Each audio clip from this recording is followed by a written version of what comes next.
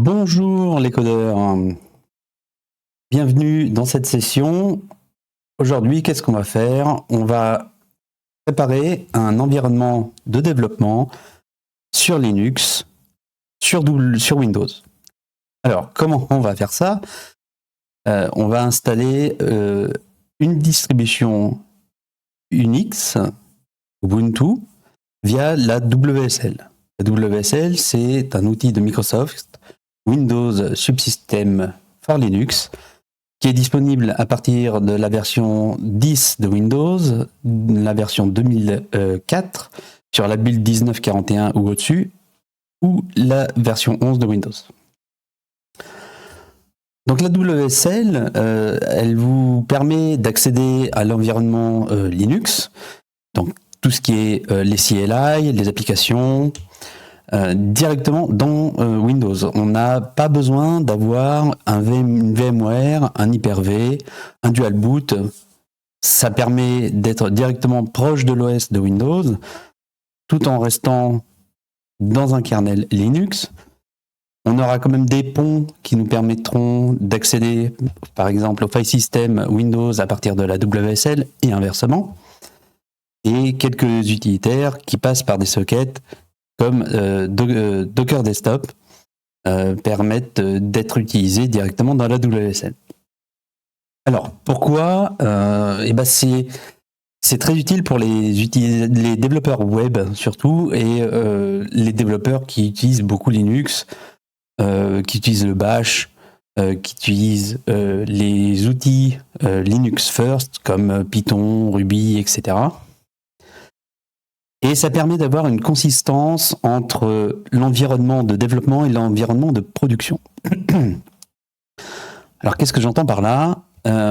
Quand on va faire une application web, on va potentiellement la délivrer grâce à Node.js. Enfin, c'est Node.js qui va exécuter le Express, par exemple, et cette application Node.js va être potentiellement aussi hostée dans une image Docker. Cette image Docker, elle a comme parent un Linux.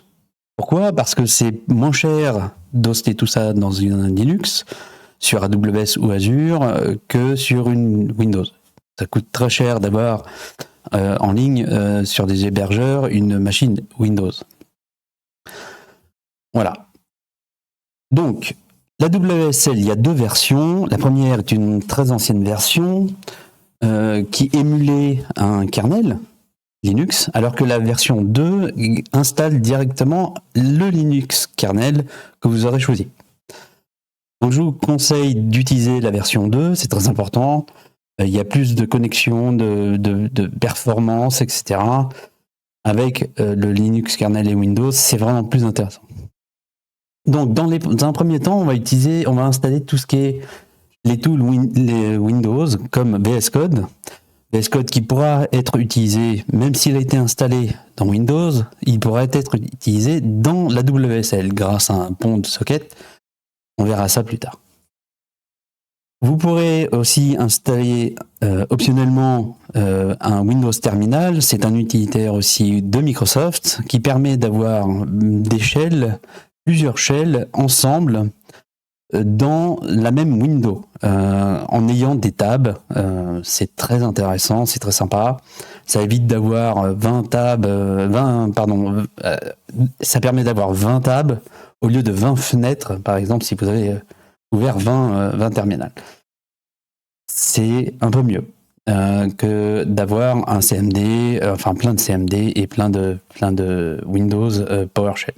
En parlant de PowerShell, on peut aussi installer la nouvelle version de PowerShell. La version 7 disponible directement via leur GitHub, alors que sur Windows 11 actuellement, c'est la version 5 qui est déployée.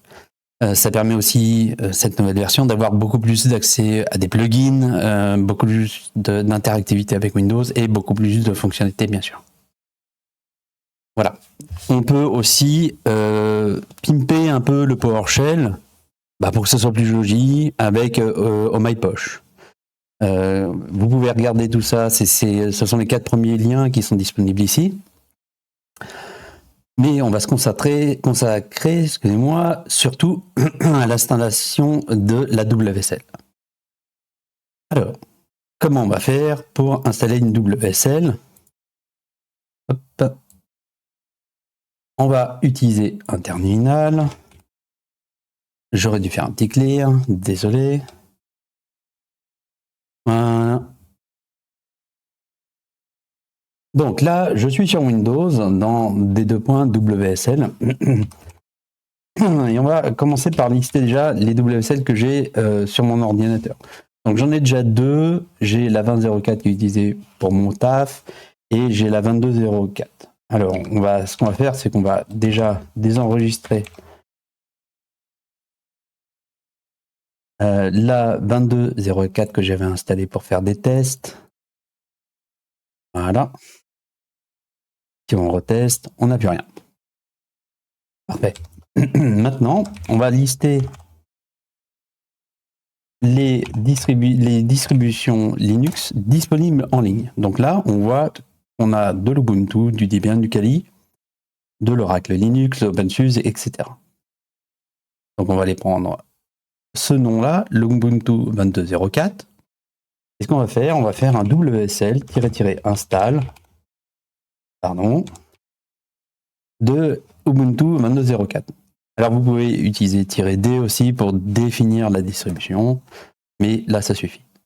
Donc ça va prendre quelques minutes, ça va aller télécharger les fichiers directement sur le web et ensuite ça va demander quel utilisateur par défaut avec lequel vous voulez vous connecter. Ça va créer un utilisateur avec le mot de passe directement dans la distribution. On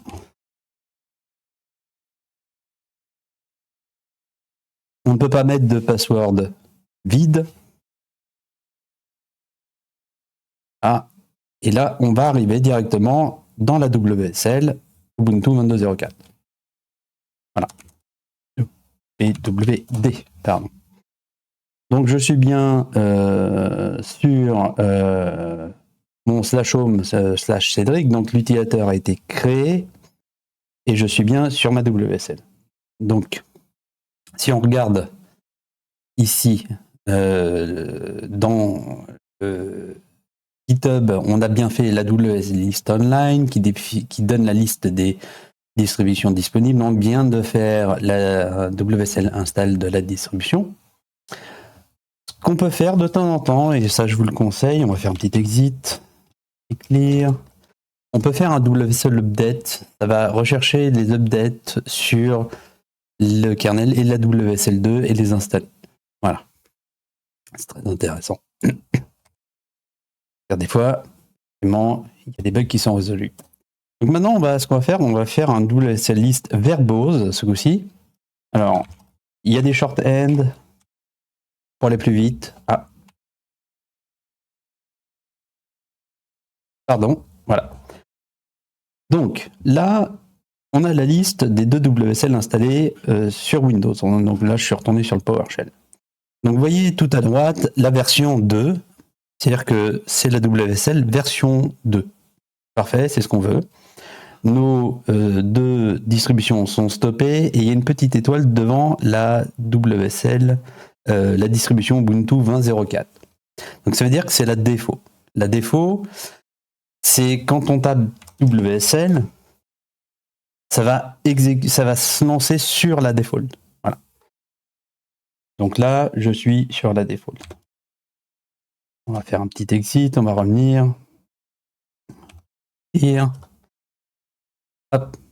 Maintenant, disons que je veux faire de la nouvelle distribution que je viens d'installer le défaut. Et bien, il suffit de faire cette default et le nom de la distribution. Là. Et on se retrouve avec la distribution Ubuntu 22.04 par défaut. C'est parfait.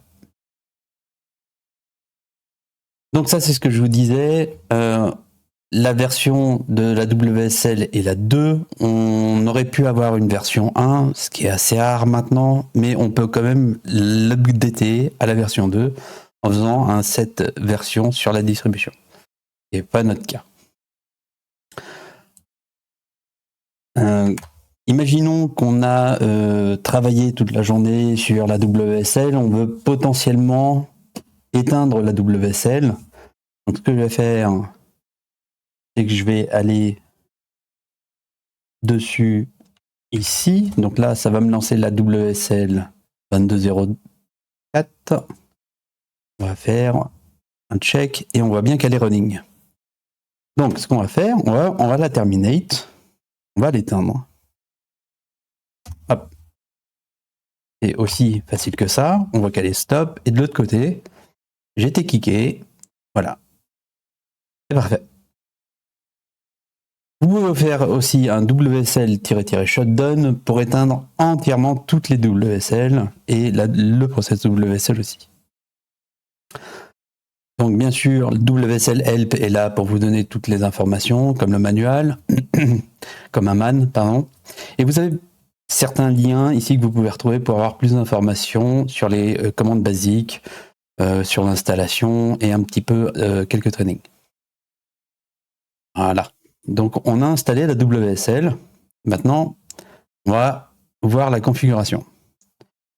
Donc pour la configuration, il faut savoir qu'il existe deux fichiers de configuration.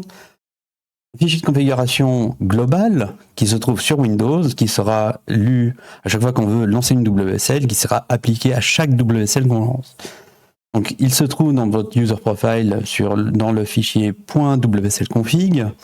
Et on va essentiellement retrouver les informations, les configurations qui vont nous aider à réduire ou augmenter la mémoire utilisée par la WSL, les processeurs et plein d'autres choses. Donc, par exemple, dans mon cas, vous voyez qu'ici, c'est un extract de mon fichier de .wslconfig. J'ai augmenté à 12 Go la mémoire utilisée par la WSL. Par défaut, c'est 50% de la mémoire totale de Windows ou 8 Go. Il prend la plus petite des valeurs. Ayant beaucoup de choses à tourner sur ma WSL, comme Angular, le cache Angular, NX, Nest, du Python, du Pandas, plein de fichiers qui sont assez gros, des Podman pour la base de données, le blob storage, le queuing comme Redis, etc., Keycloak pour l'authentification. J'ai besoin d'assez de mémoire, donc je l'ai mis à 12. De temps en temps, je peux passer à 16.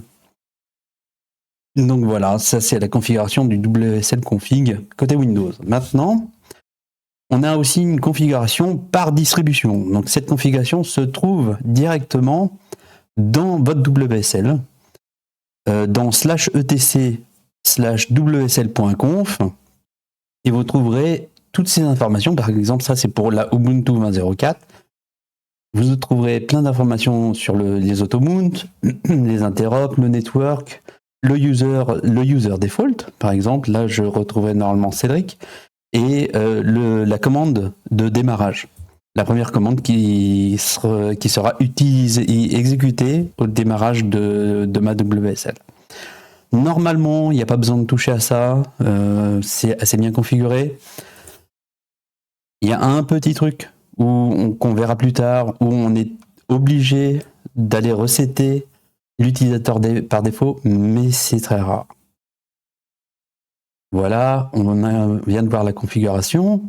Maintenant, on va configurer le terminal, Windows Terminal pour Ubuntu. Et ce qui est bien, c'est qu'il n'y a rien à faire. Si vous allez dans le terminal, montrer en live, ici, vous avez la configuration, les paramètres, vous avez les profils. Quand vous ajoutez un profil, vous pouvez aller récupérer une copie de certains profils qui sont automatiquement créés quand on installe la WSL ou un Ubuntu. Ce qui permet d'avoir, ici, j'ai la 22.04, la 20.04, et ça, c'est les versions d'alias exécutables pour faire la même chose. Si on regarde la 22.04, au niveau de la command line, on voit que c'est une WSL exe, -d pour définir la distribution, et ensuite Ubuntu 22.04. C'est la même chose que j'utiliserai directement dans un shell, dans le PowerShell. Donc voilà, ça c'est agréable, il n'y a rien à faire. normalement, à part des copies. Vous pouvez quand même installer, normalement c'est déjà fait avec MyPush, mais des nerdfont et le définir comme tant le défaut pour tout l'échelle, ce qui vous permettra d'avoir c'est des petites icônes directement dans votre PowerShell. Voilà. Il y a aussi des différentes thèmes avec les couleurs que vous pouvez configurer. Je vous laisserai voir ce point-là. C'est intéressant, mais on va pas trop se concentrer là-dessus. Donc maintenant, on va rentrer dans la WSL. Hop. On va aller sur Ubuntu 22.04. Et on arrive voilà, dans le bash standard. La première chose qu'on fait d'habitude, hein, on fait un update des APT et un upgrade des APT. On doit donner le mot de passe. Donc ça va prendre un certain temps, mais c'est toujours utile pour avoir tout le dictionnaire des APT disponibles. Oui, on va continuer. Voilà. Ça va prendre un certain temps. J'aurais peut-être dû le faire avant. Pendant ce temps-là, on va aller regarder le reste. Alors, on va installer d'autres packages. On va installer Git, bzip, JQ, unzip, wget, curl et quelques autres libs qui sont intéressantes à avoir pour plus tard. Et ça suffira pour la configuration des packages, pour le moment.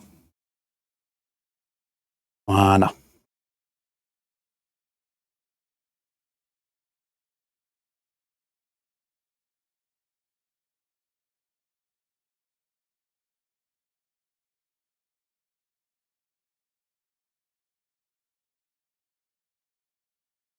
Et bah dis donc, il y en a beaucoup à installer.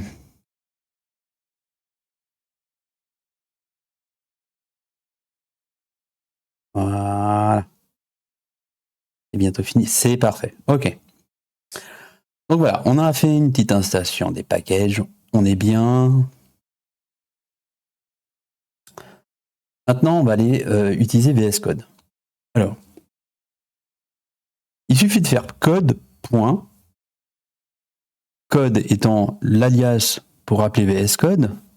Il y a un transfert qui se fait directement sur Windows. Point étant l'endroit où je veux commencer à travailler. Alors, je vais d'abord faire un petit CD sur mon home, où j'y étais, excusez-moi. Je vais faire un mkdir d'un répertoire projects. Je vais aller dedans. Et je vais vous montrer à quoi ça correspond. Donc, si je fais un code point, on va d'abord downloader quelques petites choses. Et ensuite, on a VS Code. Alors, vous ne le voyez pas. Je vais l'afficher.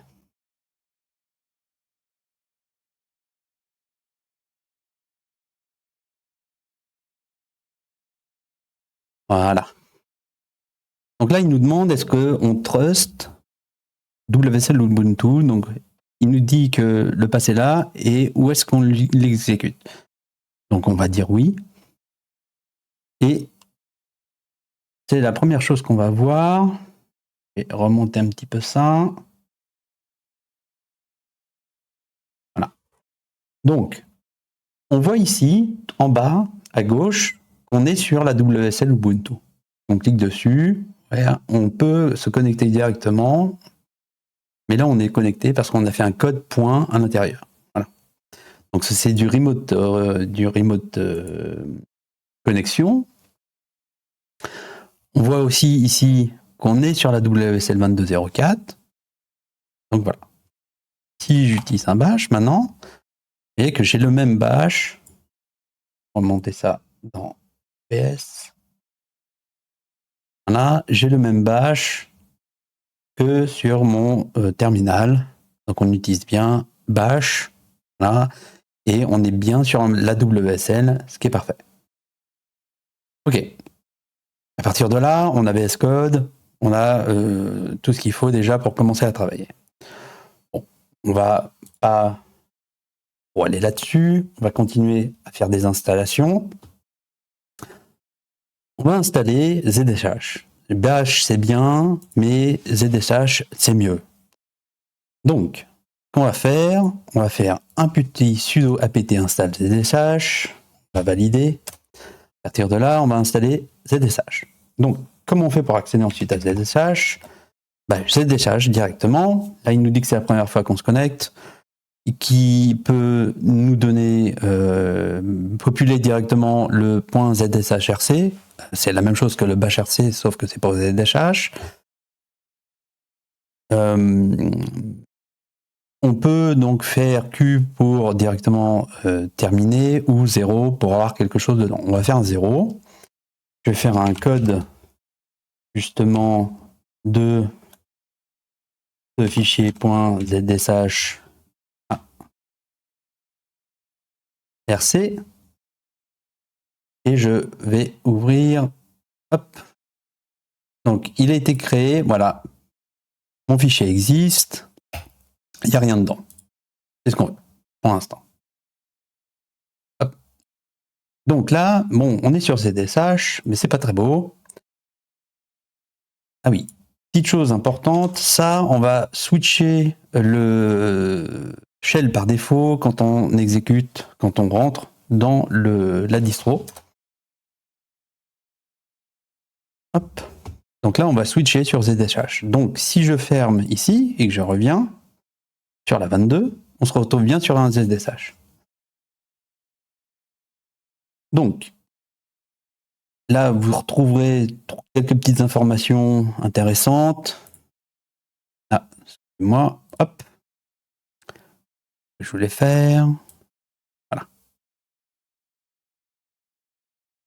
Donc, ici, par exemple, quand on aura fait 2-3 autres trucs, comme utiliser un thème et aussi un helper que OhmyZSH, on aura un peu plus d'informations sur les lignes de shell qui nous permettra de savoir où est-ce qu'on est, les folders, les git branches sur lesquelles on est, si on a des fichiers à committer ou pas, combien de temps a duré la commande, etc. Que ce soit en bash ou en ZSH, on a les manual pages, par exemple manls, qui permettent d'avoir l'aide manuelle de ls, par exemple. Et on a aussi des helpers. Donc les helpers, c'est les --help ou alors les shorthand comme -h qui existent.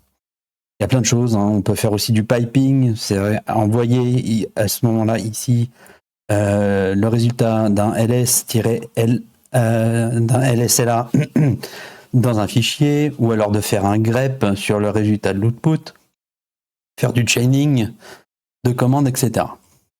Et ça, il y a plein de sites qui font ça très bien. Je vous conseille d'aller les voir. Maintenant, on va installer OhmyZSH et quelques plugins qui vont nous faciliter la vie. Donc, première chose à faire, on va installer ZSH. Oh, voilà, c'est fait. Vous voyez déjà, c'est différent. On a juste quelques petits trucs et de la couleur. Si je fais un ls là, voilà ce que ça donne. Donc maintenant, on peut configurer le point ZSHRC, comme tout à l'heure. Hop. Vous allez voir qu'il y a un peu plus de choses. Voilà. Donc, on a OhmyZSH, on a le thème du ZSH utilisé, on a plusieurs choses, des configurations que vous pouvez lire, et on a une chose intéressante qui sont les plugins. Ici, on a un seul plugin qui est Git. Et le reste, voilà, vous avez des alias, des choses comme ça. Alors, au niveau des plugins, ce sont des utilitaires qui vont vous simplifier la vie grandement. Je vais baisser ça à la place du terminal. Là. Hop. Et on va regarder ce que je propose comme plugin. Donc il suffit de les rajouter, comme ça, bien que ça soit droit. Voilà. Donc ça permet d'avoir l'historique des commandes qu'on a lancées. Les alias, ce sont par exemple, au lieu de faire LSLA, vous faites LA directement. Les thèmes, des emojis, de l'aide sur Git et .env, NVM, Node, NPM, Gulp, Grunt, tout ça, NG, donc Angular CLI, .NET. Il y a beaucoup de choses, ce sont des helpers en fait, un peu comme des man des CLI qu'on va utiliser, Podman, Docker, Docker Compose, Python, Pip, PipeEnv, Poetry, Terraform, AWS, Azure, AWS très bien, Azure très bien, Terraform très bien aussi, je vous les conseille, Kubernetes, etc. Donc, on installe ça, enfin, il n'y a rien besoin d'installer, on met ça dans le plugin et on va en ajouter d'autres. Alors, au lieu d'utiliser le terminal, je vais utiliser le terminal directement de VS Code et je vais cloner et exécuter, je vais cloner ZSH auto-suggestion directement dans un folder ici de plugins de ZSH. Voilà, c'est fait et je vais le rajouter à la liste de plugins. Hop.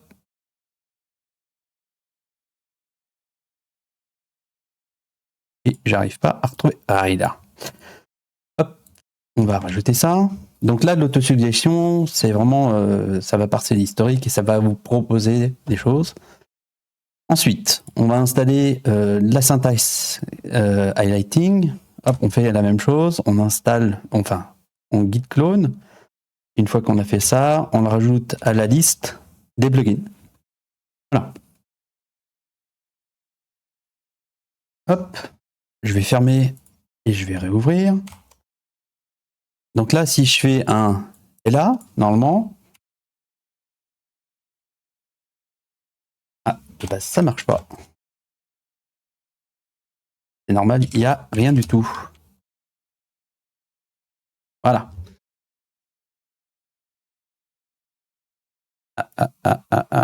J'ai pourtant sauvé le fichier. Non, je suis désolé, je suis sur Bash. Il faut switcher dans VS Code et voilà. Maintenant, je suis sur ZSH. Donc, je fais un petit LA, j'ai rien du tout. Je fais un LA ici et j'ai bien mon alias. Donc, ce que je vous disais tout à l'heure, on va, par exemple, là, on va faire un pipe.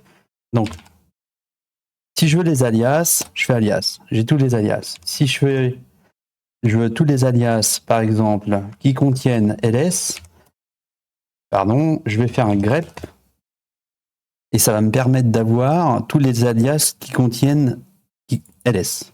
Voilà. Ceux qui nous intéressent sont à la fin, par exemple. Donc voilà à quoi ça sert, par exemple, le grep et le piper les commandes.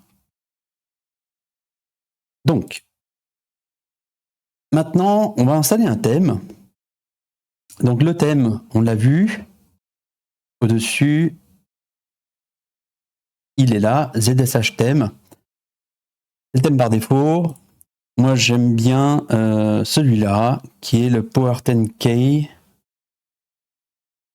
On va ouvrir un terminal ZSH. On va, pareil, faire un clone. Parfait. Et on va mettre dans le point ZSHRC, à la place de ce thème-là, on va mettre Power10K. Voilà. À partir de là, quand on ouvre un nouveau prompt, on va avoir augmenter la taille de VS Code. On va avoir un tutoriel qui va nous demander des choses. Donc, est-ce que je vois le diamant? Oui, je vois pas ça, je vois pas ça. Je veux l'avoir en classique, je veux l'avoir en Unicode, je veux l'avoir en light, je veux l'avoir en 24 heures. Je veux l'avoir en angle, oui, avec une base triangulaire aussi, sharp. À la fin, je veux du plat. Je veux en 2 lignes. Je veux que ce soit disconnecté. Je ne veux pas de frame. Je veux que ça soit compact. Je veux que ce soit concis. Et je ne veux pas que ce soit transient. Parfait. Hop. en quiet. Hop. Et on se retrouve. Je suis encore dans Project où j'ai rien. Voilà, on se retrouve avec quelque chose qui est un petit peu différent. Alors, chose importante à savoir, c'est que là, j'ai fait la configuration du Power 10K directement dans mon VS Code. Je n'ai pas installé encore les fontes pour VS Code. Donc, ce qu'on va faire, on va refaire la même chose, mais côté terminal. Alors, je vais baisser ça. On va faire un petit clear. On va même fermer. Et on va réouvrir. Donc là, je me retrouve avec la configuration que j'ai faite tout à l'heure. Donc pour refaire une configuration, je fais P10K, configure, et on va relancer la configuration. Donc là, vous allez voir une différence. J'arrive à voir le cadenas. Donc je dis oui au cadenas, je dis non au petit carré, je dis oui à la flèche. Vous voyez, on a plus de configuration parce que j'ai installé plus de choses sur mon terminal. Voilà. Donc je fais exactement la même chose. Hop, il y a 2-3 trucs en plus. Je veux en 24 heures, en angle. Oui, oui. Je veux sur 2 lignes. Je veux que ça soit disconnecté. Je ne veux pas de frame. Je veux que ça soit compact. Et là, je veux beaucoup d'icônes. Oui, mais je veux que ça soit concis dans le texte. Voilà. Maintenant, je veux pas que ça soit transient. Hop. Et je veux que ça soit quiet à l'installation. Je suis content. Et voilà. Donc, on voit qu'on a une petite icône en plus, Ubuntu, on voit qu'on est à la maison, sur notre home, et c'est à peu près tout pour l'instant. Je n'ai rien d'autre, on n'a pas fait de clone, etc. Vous voyez que c'est la même chose que j'ai fait sur PowerShell. J'ai installé aussi un thème Power 10K qui me permet d'avoir à peu près la même chose, à peu près les mêmes icônes, la date qui est à droite, etc. Ok. Donc là, je suis content. C'est un peu plus joli. On va continuer à faire la suite. Alors, qu'est-ce que c'est que la suite? Ah, je n'arrive pas. Ah, si, c'est bon. Donc la suite. Donc on va installer maintenant des tools, des utilitaires. Alors on va faire que les deux premiers, parce que les autres, je ne les ai pas encore faits, parce que je vais les faire, mais je n'ai pas eu pour l'instant l'intérêt de les faire. Ils viendront un peu plus tard quand on en aura besoin au cours du projet. Donc on va installer Git, parce que c'est les plus importants, et Node.js. On va faire une application Node, et on va utiliser NVM pour gérer Node. Donc d'abord Git. Alors c'est assez simple. Donc moi je vous conseille déjà SSH, j'aime bien faire ça. On va d'abord installer Git. Voilà, ce qui est fait. Donc on va faire une keygen en RSA. On peut le faire aussi en ED 25519, mais c'est pas intéressant pour nous pour l'instant. Ça convient très bien. On va l'appeler Ubuntu 22.04 Home. Voilà, pour pouvoir, si vous avez votre GitHub qui utilise des clés aussi pour votre SSL qui est potentiellement à votre bureau, sur votre portable, etc. Ça permet de les différencier. C'est parti. Alors oui, je vais le mettre dans .ssh id RSA, très important. Je ne vais pas mettre de mot de passe. De toute façon, je ne vais pas mettre cette clé-là. Je ne vais pas vous la donner. On affiche la clé, on prend la clé, CTRL-C, on va la mettre dans GitHub sur cette page-là.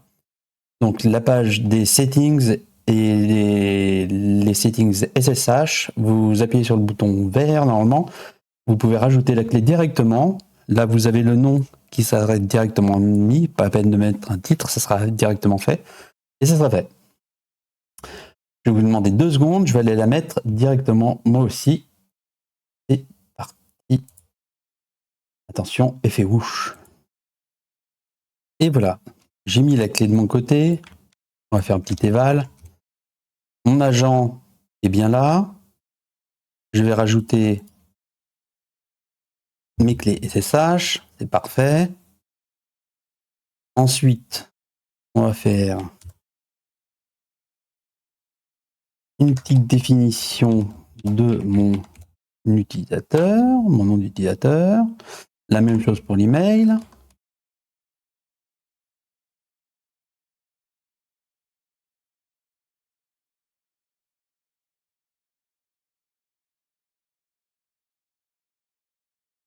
Voilà. Alors ça, je vous le conseille. Git config global core editor, ça va dire à Git, dans sa configuration, que quand on a besoin d'éditer un fichier, on va utiliser VS Code, donc code en attente. Donc il va attendre qu'on sauve et qu'on ferme le fichier pour prendre les choses. Par exemple, quand vous faites un rebase interactif, il va vous demander si vous voulez changer l'ordonnancement, changer un nom d'un des commits, etc. Donc ça va se passer dans VS Code, ce qui est plutôt intéressant pour nous. Donc on va setter ça, et voilà. Donc on a seté Git, c'est parfait. Je vais aller faire un petit Git clone. Donc je vais aller dans mon projet, je vais faire un Git clone de... Et je vais aller prendre directement mon repo. Voilà, je vais l'extraire, enfin je vais le cloner en SSH. Hop, donc il est vide, hein. Oui, je vais utiliser le footprint. Voyons voir ça. Il est vide, à part le répertoire .git. C'est parfait. C'est tout ce qu'on voulait. Ok. Donc maintenant, une fois qu'on a fait ça, eh ben on va installer Node.js, mais via NVM. NVM, ça permet de manager les versions de Node.js que vous aurez sur votre WSL. C'est très intéressant. Il existe la même chose un peu pour Terraform et d'autres outils. Pour l'instant, on va se concentrer sur Node. Voilà, on voit qu'ici qu'ils ont rajouté des choses dans le .zsh, RC. Si vous voulez faire la même chose, vous pouvez aller rajouter la même chose ici dans votre bash RC, si vous voulez aussi l'avoir dans le bash RC. Si je fais NVM, ça ne marche pas, il faut que je relance le bash. Hop. Et là, on a bien NVM. Alors, NVM, on va faire un NVM list. Et ça va nous donner les choses installées. Et ce qu'on veut aller voir, c'est les listes donc en ligne, donc avec un NVM ls remote que vous allez avoir. C'est où? C'est quelque part là-dedans. Je le vois pas. Je vais vous montrer. Voilà, c'est tout ça. Il y en a beaucoup. Nous, ce qui nous intéresse, c'est l'hydrogène. Donc, on va installer la LTS ici. Donc, on va faire un install de cette version-là. Voilà, et on va faire un list. Et quand on a fait le ls remote, il a rajouté à la liste des alias qui permettent d'installer une version plus rapidement. Donc là, j'ai installé avec la version. Maintenant, disons que je veux aussi installer celle-là, npm install LTS Iron. Vous voyez que ça va downloader la 20.10. Si je refais un nvm list, je suis bien passé avec la petite ligne verte là sur la 20.10. C'est parfait. Maintenant, si je veux retourner à la hydrogène, il y a juste besoin de dire que je veux faire un use de la hydrogène et je re-switch sur la 18. Donc voilà, on a installé Git, on a installé Node, on est prêt à développer. Donc c'est parfait pour nous. Hop, hop. Donc on a vu toutes les commandes ici. Donc, ce qu'on peut faire maintenant, c'est backuper notre WSL. On a passé quand même un certain temps à la faire. Oui, je suis à 40 minutes sur l'enregistrement de la vidéo. Autant pas reperdre ce temps-là. Potentiellement, vous pouvez faire des PM install global ou des choses comme ça avant d'exporter votre WSL. Nous, on va le faire maintenant. Alors, je vais fermer. Faire un petit clear. Je suis donc sur PowerShell. Je vais faire un WSL-L-V. On voit que la WSL 22.04 est en train d'être runnée. Je vais faire une WSL-T pour terminate de la Ubuntu 22.04. Voilà. Ça peut prendre un certain temps. Dans ce cas-là, on le refait. Ça prend beaucoup de temps. Normalement, il y a les règles de la minute, je crois, où il faut attendre une petite minute avant que tout soit bien mis en place. Voilà, donc là, elle est fermée. Un petit clear. On va faire un WSL export. On va peut-être avoir une erreur, ça serait bien. Donc, on va l'exporter en tant que Ubuntu 22.04. Et là, on va l'exporter en VHD. Et on va l'appeler le fichier Ubuntu 22.04. Excusez-moi, j'ai fait une erreur. Hop, VHDX qui est le format. Donc VHD, c'est Virtual Hard Drive. Et qu'est-ce que j'ai fait? Ah oui, pardon. J'ai dit non, je n'avais pas fait d'erreur. J'avais fait une erreur dans le nom. Ubuntu 22.04. Voilà. Parfait, on a l'erreur. Donc ça nous dit que c'est déjà en train d'être utilisé par quelqu'un d'autre.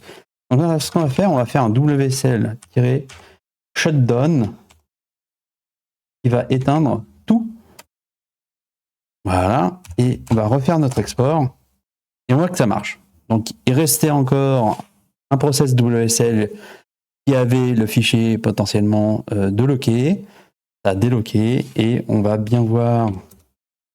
Pardon, je me crois dans. Voilà.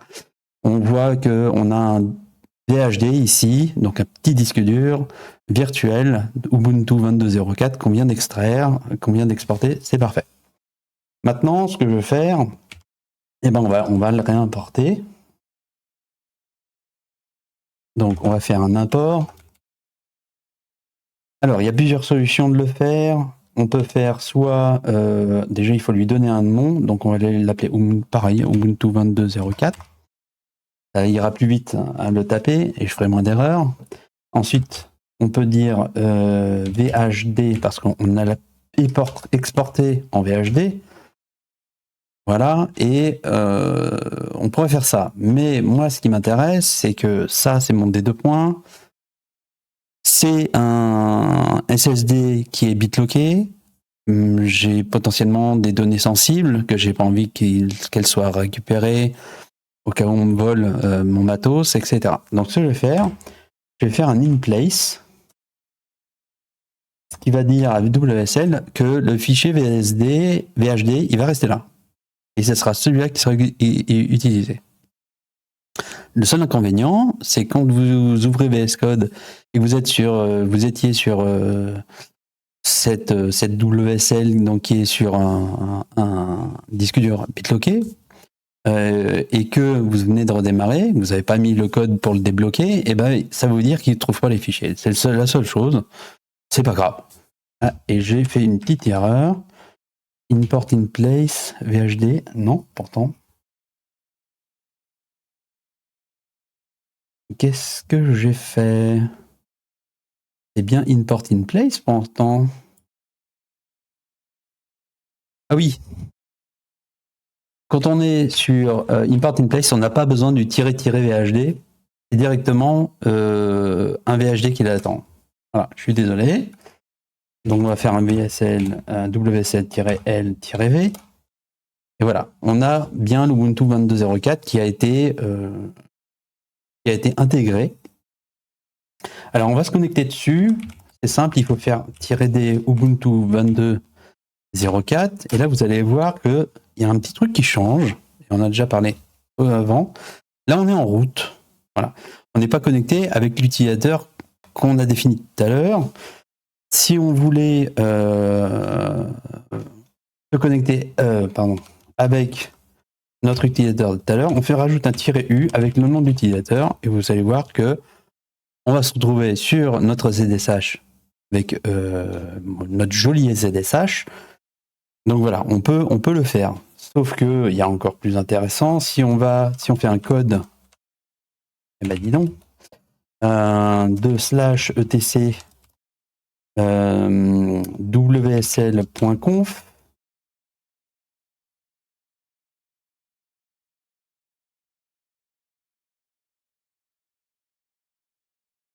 Voilà. Désolé, petit problème avec OBS. Voilà. Donc là, on a comme ça. Donc vous voyez qu'il y a une grosse différence. Donc si on voulait avoir l'utilisateur par défaut, ce serait user default Cédric.